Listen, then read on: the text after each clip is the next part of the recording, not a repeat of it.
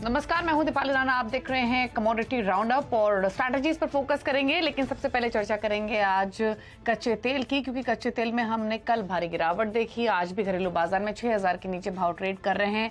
अमेरिकी फेड के मीटिंग का आउटकम अभी अवेटेड है, लेकिन आशंका यही है कि 25 बेसिस पॉइंट दरें बढ़ सकती है। कमेंट्री इंपॉर्टेंट रहेंगे, लेकिन उससे पहले कच्चे तेल में जो दबाव आया है इसके मायने क्या है इसको समझने की कोशिश करेंगे। साथ ही सोने की चमक बढ़ती हुई दिखाई दी है। जो कंसोलिडेशन, थोड़ी सी करेक्शन हमने देखी, उसके बाद वापस से खरीदारी लौटती हुई दिखी है। क्या ये तेजी और एक्सटेंड होगी, इसको भी जानने की कोशिश करेंगे। और बात करेंगे कॉटन की, जहां पर कुछ रिपोर्ट से इंडिकेट कर रही है कि यहां से प्राइसेस अब नीचे आ सकते हैं। सप्लाई की सिचुएशन कैसी है डिमांड सिनेरियो, इस पर भी करेंगे फोकस। और इन सब पर बातचीत करने के लिए आज हमारे साथ धन.co के डायरेक्टर जयप्रकाश गुप्ता, त्रिशूल एंटरप्राइजेस के सीईओ और फाउंडर रुपेश दलाल, और साथ ही एनर्जी एक्सपर्ट नरेंद्र तनेजा, और आगे शो में डीडी कॉटन के एमडी अरुण सेखसरिया भी हमारे साथ मौजूद रहेंगे। आप सभी का स्वागत है। लेकिन फोकस करेंगे कच्चे तेल पर, जहां पर कल एकाएक हमने भारी गिरावट आते हुए देखी। $75 पर ब्रेंट के भाव आते हुए दिखाई दिए। घरेलू बाजार में 5900 के आसपास प्राइसेस कारोबार कर रहे हैं। फिलहाल 5900 के नीचे ही हैं। अब एक्सपेक्टेशंस तो यही बन रही हैं कि आज की मीटिंग से 25 बेसिस पॉइंट का हाइक हो सकता है, क्योंकि अभी भी जो इन्फ्लेशन है वो टारगेटेड लेवल से काफी दूर है।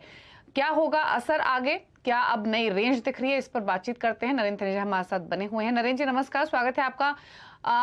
अब ये तो इनफैक्ट एक कंसेंसस व्यू बन ही रहा है 25 बेसिस पॉइंट हाइक का, लेकिन उससे ठीक पहले इस तरीके की गिरावट को आप कैसे रीड करते हैं, क्या व्यू है?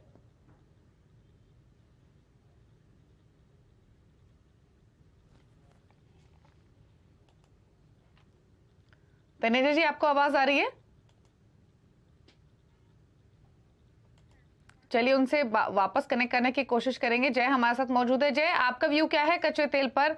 हमने $75 तक फिसलते हुए देखा, एकाएक गिरावट यहाँ भी हावी होती हुई दिखाई दी। ग्लोबली हम देख रहे हैं कि रेट्स बढ़ ही रहे हैं, लेकिन इस तरीके का सिनेरियो तो पहले से ही बना हुआ है। 25 बेसिस पॉइंट के हाइक की तो पहले से ही एक्सपेक्टेशंस हैं ही, लेकिन मीटिंग आउटकम से पहले इस तरीके का फॉल आप कैसे देखते हैं? जी गुड मॉर्निंग दीपाली। देखिए, मुझे लग रहा है कि जो पिछले 2-3 दिनों में जिस हिसाब से फाइनेंशियल्स में, स्पेशली बैंक्स में, यूएस में एक बड़ा सेल ऑफ देखने को मिला है, ये एक कंसर्न क्रिएट कर रहा है कि अभी भी यहाँ पे जो रिसेशनरी सिचुएशन है उसका खतरा टला नहीं है, जिसके कारण ग्लोबल स्लो डाउन के डर के कारण यहाँ पे क्रूड ऑयल में अच्छी खासी गिरावट देखने को मिली है।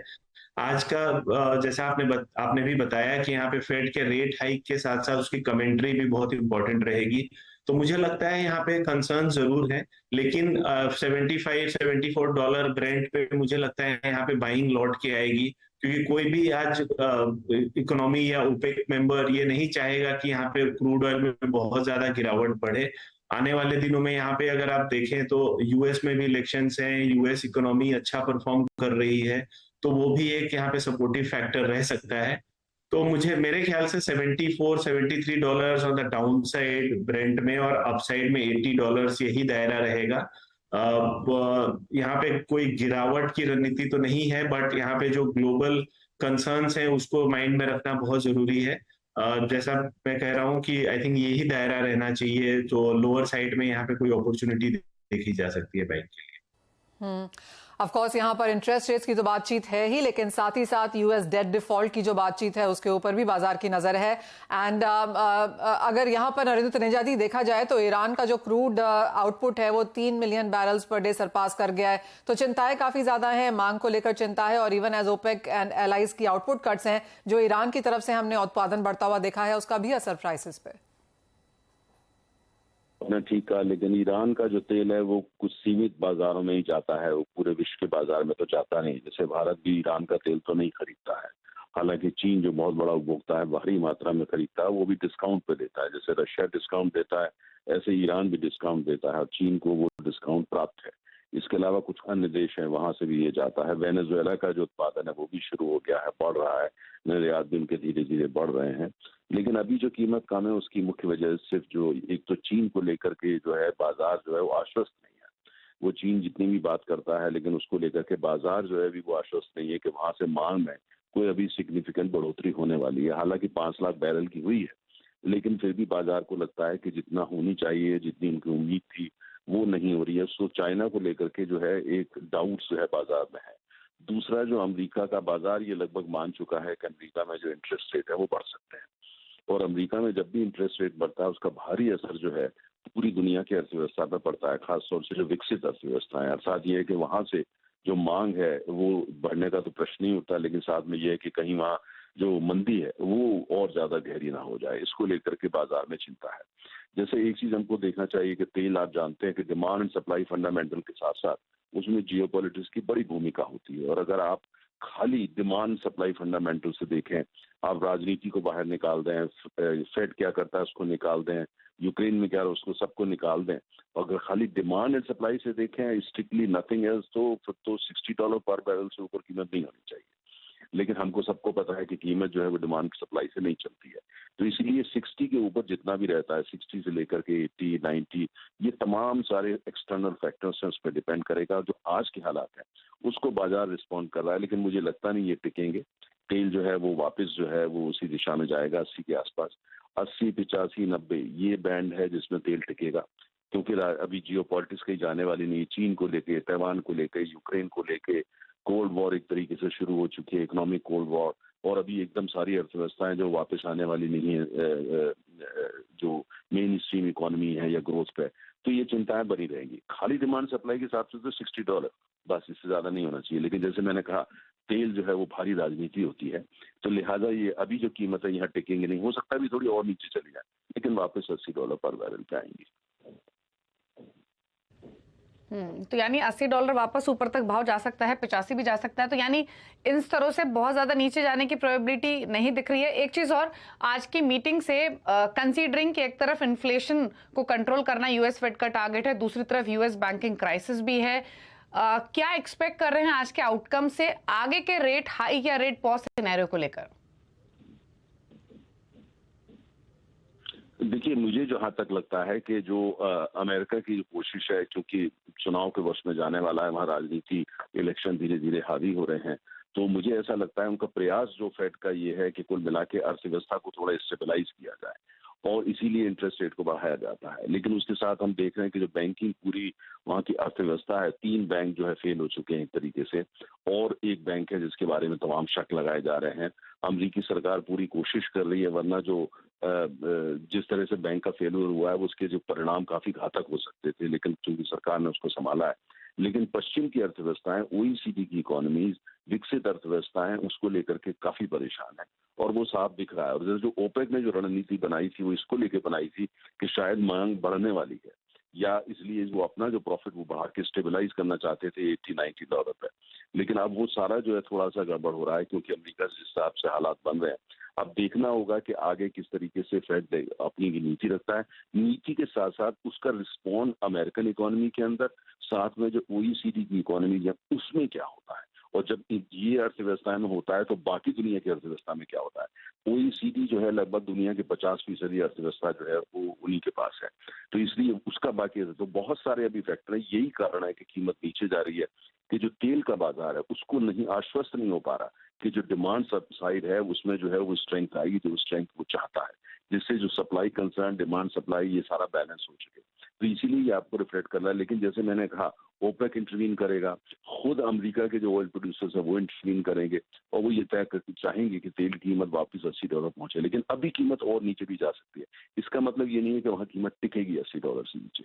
लेकिन सबसे बड़ा जो देखना होगा कि वो $80 पर जो है कितना समय लगता है। लेकिन मेरा मानना है कि डिमांड सप्लाई फंडामेंटल, जैसे मैंने कहा, वो $60 से ऊपर नहीं होना चाहिए। लेकिन राजनीति के फैक्टर, डिप्लोमेसी, जियो पॉलिटिक्स, जियो इकोनॉमिक्स, सबको हम जब टोकरी में डाल के देखते हैं तो वो $80 निकल करके आता है। और मुझे लगता है कि बाजार का प्रयास होगा, खासतौर से उत्पादक देशों के $80 पे जल्दी से जल्दी वापस आए। उनकी मैनूवरिंग आप देखेंगे अब शुरू हो जाएगी, कैसे उसको $80 पे वापस लेके जाएं, और डिमांड सप्लाई फंडामेंटल अपना रोल प्ले करेंगे। ये कश्मकश चलेगी, लेकिन जो कीमत बहुत नीचे चली जाएगी, मुझे ऐसा नजर नहीं आता।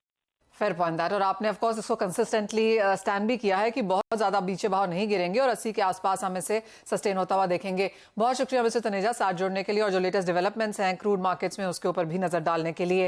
रिजर्व बैंक ऑफ ऑस्ट्रेलिया ने यहां पर 25 बेसिस पॉइंट की रेट हाइक करी है, और बाजार को लगता है कि यही दरें हम यहां पर यूएस फेड की तरफ से भी बढ़ता हुआ देखेंगे, और थर्सडे ऑफ कोर्स ईजीपी पर यहां पर नजर रहेगी। जय, कैसे देखते हैं सोने चांदी पर इस सब का इंपैक्ट? अगर एज ऑफ नाउ 25 आरबीआई का फैक्टर्ड इन है, 25 हम यूएस की तरफ से आता हुआ देखें, और जून अगर नहीं होता है, एक पॉज आता है, तो फिर सोना यहां पर कैसे कारोबार करेगा? जी मनीषा, देखिए जिस हिसाब से हम लोगों ने सेंट्रल बैंक बाइंग देखा है गोल्ड पे, वो एक बहुत ही इम्पोर्टेंट फैक्टर है जिसे हम नकार नहीं सकते हैं।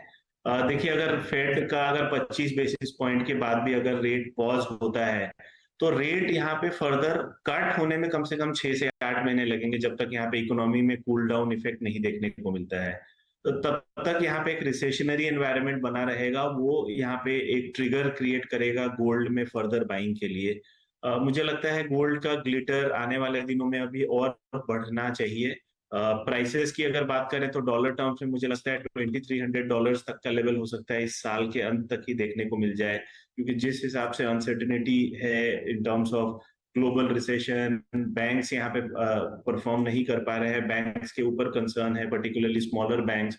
और on the geopolitical side China, Taiwan, Iran, ये सारे जो कॉम्प्लिकेशंस हैं, इसराइल पे यहाँ पे फिर से यहाँ पे कंसर्न्स आ रहे हैं, इंटरनल कॉन्फ्लिक्ट है।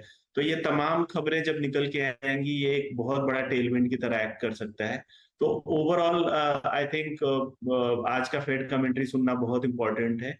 लेकिन अगर प्राइसेस में फिर से गिरावट देखने को मिले, अगर 1950 $1940 तक आए, तो I think that's a good opportunity यहाँ पे स्टे इन्वेस्टेड रहने के लिए गोल्ड में, मेरे ख्याल से। ओके रुपेश, आपका व्यू क्या है सिल्वर पर या फिर बेस मेटल्स पर, कोई ट्रेडिंग स्ट्रैटेजी?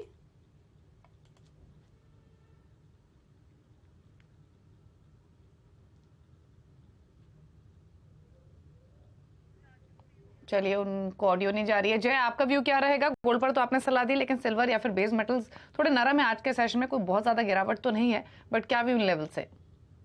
दीपाली देखिए, जहां तक बेस मेटल्स की बात है, मुझे लगता है यहाँ पे थोड़ा सा कंसर्न्स हैं। प्राइसेस में आने वाले दिनों में दबाव देखने को मिल सकता है। जहां तक सिल्वर की बात है, again taking Q from gold, उसमें यहाँ पे अपसाइड मोमेंटम बरकरार रह सकता है। प्राइसेस आई थिंक 77,500 तक देखने को मिल सकता है। अगेन उसमें बाई ऑन डिप्स की रणनीति रखनी चाहिए। बेस मेटल्स कॉपर, एल्यूमिनियम, इसमें मेरे ख्याल से अभी थोड़ा सा वेट एंड वॉच रखना चाहिए, अवॉइड करके चले जब तक एक क्लैरिटी नहीं आता है कि यहाँ पे फर्दर रेट हाइक्स और उस यूएस फेड की कमेंट्री और यहाँ पे चाइना के तरफ से नंबर्स, ये सारे तमाम फैक्टर्स हैं जिसको वॉच करना जरूरी है। लास्ट वीक आपके शो पे हम लोगों ने बात किया था कि कॉपर आई थिंक 730 725 तक का लेवल पॉसिबल है। ऑलमोस्ट लेवल वहां तक आ चुका है। मुझे लगता है थोड़ा और गिरावट मिले आई थिंक 720 के आसपास, तो यहाँ पे एक रीलुक देना चाहिए बाइंग के लिए, तब तक के लिए अवॉइड करना चाहिए। ऑल राइट जी हाँ, एक कांस्टेंट डिक्लाइन यहाँ पर कॉपर में देखने को मिला है।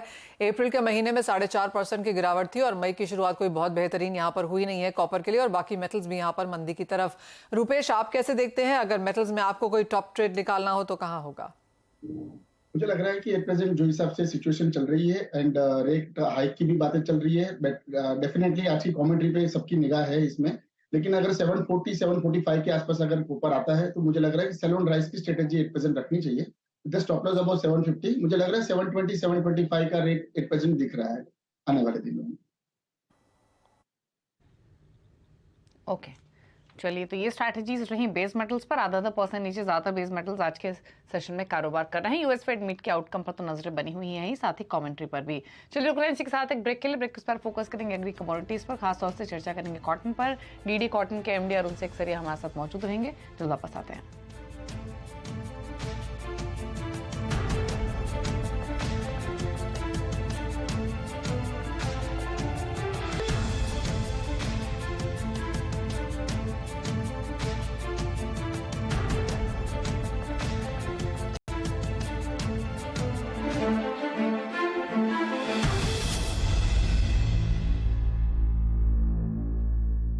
पता है, लोग अक्सर मुझसे पूछते हैं कॉल सेंटर का स्टेडी जॉब क्यों छोड़ा। I wanted more out of life, बस मैंने अपना स्टार्टअप शुरू किया। जानना चाहोगे कैसे? Then start up your own business as an LIC agent. यहाँ सब कुछ है, trade products, zero investment, leading organisation and unlimited opportunities. तो क्या आप तैयार है LIC एजेंट बनो? अब बड़ा सोचो। हमारी वेबसाइट पर जाएं या अपनी नजदीकी LIC शाखा से संपर्क करें।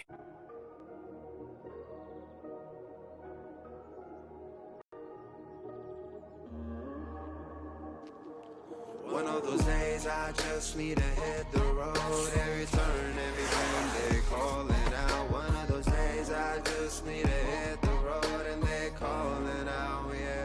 Check. This is my temple, this is my mental peace sanctuary. The one thing I can't do without. You better hear me. Can't do without. I can't do without. I can't do without. Ultimate biking experience अधूरा है Indian oil के servo 40 extra के बिना। Breaking them all up. The capsule's a bitter pill to swallow. I can't start and wallow. Man, I'm hard to follow. Servo 40 extra from Indian oil, can't do without it. I always go for it. आप भी जरूर try कीजिए toodles guys. Good recommendations are helpful ना? They surely help me while investing with Angel One. आखिर influencers को भी तो जरूरत है स्मार्ट रिकमेंडेशंस की। Investments in securities markets are subject to market risks. Read all the related documents carefully before investing. झंझनाहट से जल्द आराम पाएं। सेंसोडाइन रैपिड रिलीफ के साथ। Canara Bank presents Canara Premium Payroll Account. Free term insurance and instant overdraft facility. Avail unique advantages and benefits. Experience the best. Discover a world of banking possibilities with Canara Bank API Banking. You deserve the best. Canara Bank, together we can. Local cooler ने निकाल दिया ना पसीना, ले आए CFD technology वाला symphony air cooler जो दे पूरी कूलिंग पूरे सीजन। मैं गिरगिट हूँ, रंग बदलना मेरा काम है, लेकिन आपका वेल्थ मैनेजर वो उसे मुझे कॉपी नहीं करना चाहिए, है ना? चुनिए नुवामा, हम करते हैं वही जो आपके और आपके पैसों के लिए है सही। Nuvama, let's do it right. कि प्रायोजक हैं XP100, India's first 100 octane premium petrol.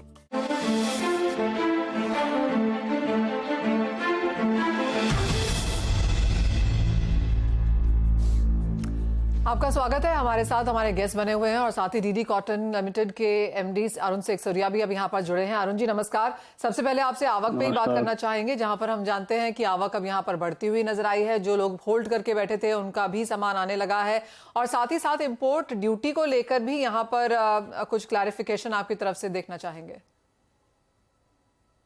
Arrivals की जहां तक सवाल है Manisha ji, in the month of April एक रिकॉर्ड अराइवल हुई है। नियरली अबाउट 41.3 लाख बिल्स की अराइवल हुई है। अभी आप मार्च के जो फिगर देखोगे, मार्च और अप्रैल के बीच में टोटल अराइवल्स हिंदुस्तान के अंदर हो गई है लगभग अबाउट 238.5 लाख बिल्स। तो it is a record of sorts कि अप्रैल महीने में इतनी अराइवल कभी हुई नहीं है, बट अभी माल इतना पड़ा है फार्मर्स के पास में तो अराइवल्स तो आनी है। जहाँ तक बाकी माल का आने का सवाल है, मेरे हिसाब से हमारे हिसाब से फार्मर्स के पास नहीं करके भी कम से कम 75 से 80 लाख गांठ का और माल पड़ा है। अच्छा। वो मई जून में भी माल आने की संभावना पूरी है। हो सकता है कि जुलाई अगस्त के अंदर कमती आएगा because of the rains which are going to take place, but September again we may see good arrivals, record arrivals this year, क्योंकि एक पुराना माल भी रहेगा और न्यू सीजन का भी माल आना चालू हो जाएगा। हाँ जी। So all in all I think the supply position के हिसाब से रुई की काफी कंफर्टेबल है on all India level. Okay. और अरुण जी, इंपोर्ट ड्यूटी को लेकर यहाँ पर कुछ बातचीत होती हुई देखी थी हमने वीकेंड पे, कल भी। क्या फेरबदल है वहां पर? देखिए, इंपोर्ट ड्यूटी में अभी तो कोई फेरबदल नहीं है। इट इज जहां तक अभी ये इंपोर्ट ड्यूटी का सवाल है, एक नोटिफिकेशन इशू हुआ था ऑन 1 मई, वेयर बाय जितने भी जो प्रोडक्ट है इंपोर्ट होते हैं या एक्सपोर्ट होते हैं, तो उसके अंदर सबको एक they have coordinated all the lot of changes, कई चेंजेस हुए थे, उसको सब जगह एक नया नोटिफिकेशन इशू कर दिया है। उसके अंदर import duty of cotton is 5%, और शुरू में भी 5% थी, अभी भी 5% ही है। Balance 5% is the agricultural infrastructure development cess है, तो वो आईटीसी में आता नहीं है, वो अलग से आता है। और another thing worth noting is कि इसके अंदर ये नया जो नोटिफिकेशन आया उसके अंदर 5 new HSN codes have been created whereby strong staple का भी एक अलग से एक HSN कोड आ गया है which is 52010025। तो अभी ये गवर्नमेंट का ये हो सकता है कि जो इम्पोर्ट ड्यूटी है वो आने टाइम में after 10th of March 10th of May Karnataka election हो जाए या कभी मतलब we don't know, but there is possibility that ELS cotton में favour the government for removing the duty, but otherwise माल की सप्लाई इतनी कंफर्टेबल है, ड्यूटी निकलने की संभावना बहुत कम है। जी हाँ। हाँ जी।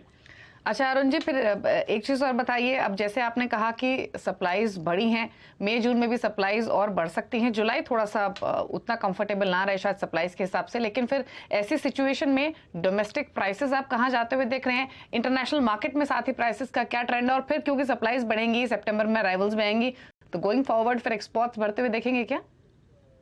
देखिए, जहां तक प्राइसेस का सवाल है, आई डोंट थिंक सो कोई भी हिंदुस्तान में कोई भी एक प्रिडिक्ट कर सकता है कि प्राइस क्या रहेगी। मैं आपको इतना ही कह सकता हूँ कि अगर सारी चीज it is dependent on demand. आज हिंदुस्तान के अंदर कोई भी मिलों से बात कर लीजिए, लास्ट एक हफ्ते से ऐसी पोजीशन है कि 1 किलो यार्न की डिमांड नहीं है। मतलब people are sitting with stocks of yarn, कई जगह 1-1 महीने की इन्वेंट्री, कई जगह 40 दिन की इन्वेंट्री यार्न की हो रही है, कोई सेल नहीं हो रहा है, प्रोडक्शन कट आ रहा है, mills are going for fine count spinning, जिससे उनको रुई की कमती यूज होगी।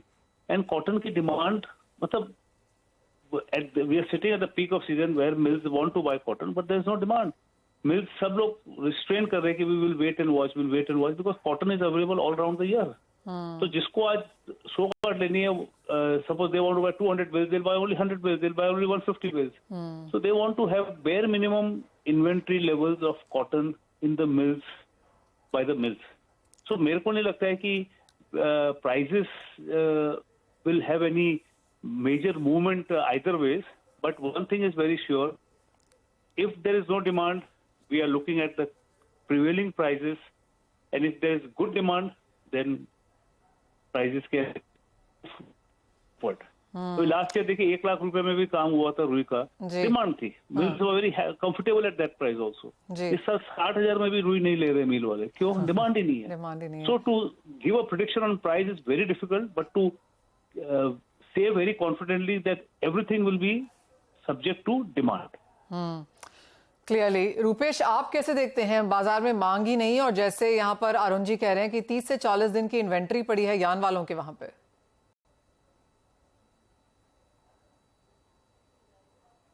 अरुण जी राइटली सेड कि there is no demand in market. Spinning mill अभी भी वेट कर रहे हैं कि कॉटन यानी कि डिमांड निकले, लेकिन बहुत कमजोर डिमांड है right now. So the decision they have taken कि एट प्रेजेंट जितना हैंड टू माउथ है, जितना डिमांड है, जितनी डिमांड है उतनी माल हम लोग परचेस करेंगे। और जनरली कॉटन की सीजन मार्च महीने में खत्म हो जाती है और अप्रैल में जून में एकदम ड्राई जैसा रहता है। लेकिन अभी भी जो हिसाब से अराइवल्स का प्रेशर चल रहा है, डेली 1 लाख बेल्स अभी भी बाजार में आ रही है, मंडिया में आ रही है। मुझे लग रहा है कि यही सिलसिला अभी और जून एंड तक चलना चाहिए। तो there will be no ending season जैसी कुछ है नहीं। मिल वाले भी एकदम परिचित है कि अभी और अराइवल्स बाकी है, फार्मर्स के पास और पैसा बाकी है और स्टॉक बाकी है। जैसे मॉनसून की आना मतलब अराइवल शुरू हो जाएगी, ऐसे ऐसे प्रेशर और बढ़ेगा, तो प्राइसेस और डिप्रेस होंगे। और तभी जब अगर प्राइसेस कंफर्ट लेवल पे आएंगे तब जाके, अभी पैरिटी नहीं है तो ये भाव में नुकसानी करके खरीदने के बदले में एक बार वेट एंड वॉच करते हैं, आगे भाव कमजोर होंगे तभी भाव की खरीदी करेंगे। ऐसा अभी मानसिकता दिख रही है मिलों वाले। लगता है कि प्राइसेस कमजोर होंगे, कहाँ सपोर्ट है? मुझे ऐसा लग रहा है कि अराउंड 57,000 58,000 के आसपास तक जाना चाहिए कॉटन का भाव। अराउंड यहाँ से और 1,500 से 2,000 रुपए की मंदी मुझे दिख रही है। ऊपर भाव में तेजी बहुत कमजोर दिख रही है। The only reason demand is very very weak. Okay, चलिए, ये तो बात हुई कॉटन की। शुक्रिया अरुण जी आने के लिए, शो में अपने व्यूज देने के लिए और बताने के लिए क्या सिनेरियो फिलहाल बना हुआ है। लेकिन अगर एग्री कमोडिटी पैक को देखेंगे आज, तो कल के एक्शन के बाद जीरा तो आज थोड़ा नरम है, धनिया फ्लैट ट्रेड कर रहा है, लेकिन खरीदारी टर्मरिक में देखने को मिल रही है। ग्वार पैक भी थोड़ा सॉफ्ट ही है। रुपेश, आपकी कोई trading strategies agree commodity pack से? मुझे लग रहा है जीरा में तो अभी जो हिसाब से मोमेंटम चल रहा है, बेटर टू अवॉइड। अगर अगेन वापिस मैं बोलूंगा कि अगर तेजी नहीं करनी है तो नहीं करे, लेकिन मंदी तो नहीं करनी चाहिए। जो हिसाब से जीरा की स्पीड बढ़ रही है उस हिसाब से उसमें मंदी करने वाले की मतलब ऑलरेडी हालत खराब हो चुकी है। आगे भी ऐसा लग रहा है कि चाइना की डिमांड जो हिसाब से आई, वहां पे वेदर कंडीशन बराबर नहीं है एंड जो नया क्रॉप है वो थोड़ा क्वेश्चन मार्क पे क्वेश्चन दिख रहा है, लेकिन आने वाले दिनों में पिक्चर क्लियर होगा। चाइना की demand is very good right now. आगे अगर ये बढ़ते हुए भाव में भी अगर चाइना की डिमांड रहती है तो 50,000 का लेवल भी एक बार क्रॉस करने की उम्मीद रख रहा है इन the month of May only. जबकि टर्मरिक एकदम साउंड के उसमें था 6,500 6,600 के आसपास स्टेबल हो गया। पिछले 2 दिन से जो बारिश हुई है इसमें अंदाजा है कि 2.5 से 3 लाख बोरी के आसपास का डैमेज हुआ है। ये डैमेज के कारण उसमें अपवर्ड ट्रेंड दिखा है। कल भी था ऊपर की सर्किट, आज भी ट्रेंड अपवर्ड लग रहा है। मुझे लग रहा है 7,000 का बॉटम टर्मरिक में बन चुका है। आगे एक बार ये 7,800 8,000 की तरफ वो मूव करते जा रहा है। तो मसालों में तेजी ही है, यानी कि शॉर्ट करके तो यहाँ पर काम करना ही नहीं है। रुपेश, जाते जाते एक फाइनल सवाल आपसे गुवार पर भी लेना चाहेंगे। कल अच्छी खासी तेजी थी लेकिन आज नहीं, यहाँ पर क्या रेंज है? बाकी सब जो स्पाइसेस काउंटर में तेजी आई है वो हिसाब से गुवार ऐसा दिख रहा है, शांति से तमाशा देख रहा है। मुझे ऐसा लग रहा है अभी आने वाले दिनों में जैसे 15 मई और 30 मई बहुत क्रिटिकल डेज रहते हैं, मानसून की अनाउंसमेंट होगी, मानसून कैसा होगा वो चित्र स्पष्ट होने के बाद में ही मुझे लग रहा है जो हाल जीरा का हुआ ऐसा गवार सीड जो हिसाब से मोमेंटम आ रहा है ऐसे ही गवार सीड भी जीरा का भाव भी अराउंड 2,200 रुपए से 250 तक ऐसे ही 3 से 4 महीना रेंज बाउंड रहा था। उसके बाद में जो स्पीड पकड़ा है ऐसे ही स्पीड की उम्मीद मुझे गवार सीड में फंडामेंटल्स देखते हुए लग रही है। मुझे लग रहा है बेस्ट लेवल टू बाई गवार सीड ये लेवल पे। ओके, चलिए, तो ये ग्वार सीड ग्वारगम पर राय रही। हालांकि आज के सेशन में थोड़ा फ्लैट कारोबार करते हुए जीरे पर अभी भी खरीदारी की ही सलाह है। 50,000 तक के टारगेट्स यहाँ पर रुपेश दिख रहे हैं। चलिए, शुक्रिया रुपेश आने के लिए शो में, अपने व्यूज देने के लिए। इसी के साथ एक ब्रेक के उस पर वादा मार्केट का पूरा एक्शन फ्यूचर एक्सप्रेस में मुझे और मनीषा जी को दीजिए इजाजत। नमस्कार।